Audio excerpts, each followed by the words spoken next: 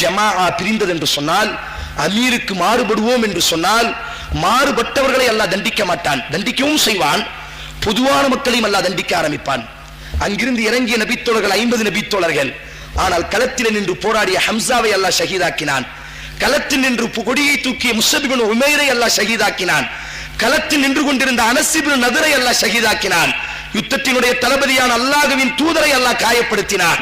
இதுதான் ஒற்றுமை. ஒற்றுமை குலைக்கப்பட்டால், அதனால்தான் இந்த சமூகத்தினுடைய இளைஞர்களுக்கு நாம் பேசிக்கொண்டே இருக்கிறோம், பல முறை சொல்கிறோம், ஊர் என்பது சாதாரண கட்டமைப்பு அல்ல.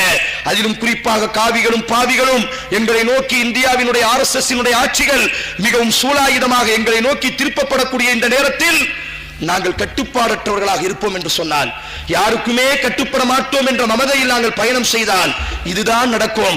உங்களுக்கு அழிவு ஏற்படாது, சமுதாயத்தை பாதுகாப்பவர்களுக்கு அழிவை ஏற்படுத்துவேன் என்பதாக நபியினுடைய வாக்கு மீறப்பட்டால், மீறியவர்களை அல்லாஹ் தண்டிப்பது இரண்டாவது, சமுதாயத்தினுடைய தலைவர்களை அல்லாஹ் தண்டிப்பார் என்பதற்கு அல்லாஹ் இந்த உஹதினுடைய மைதானத்தை ஒரு பெரும் படிப்பினையாக அல்லாஹ் வைத்திருக்கிறான். ஆயிரக்கணக்கான படிப்பினைகளை கொண்ட ஒரு வரலாறு. இந்த படிப்பினைகளை எல்லாம் சொல்லி புரிய வேண்டிய அவசியம் இல்லை.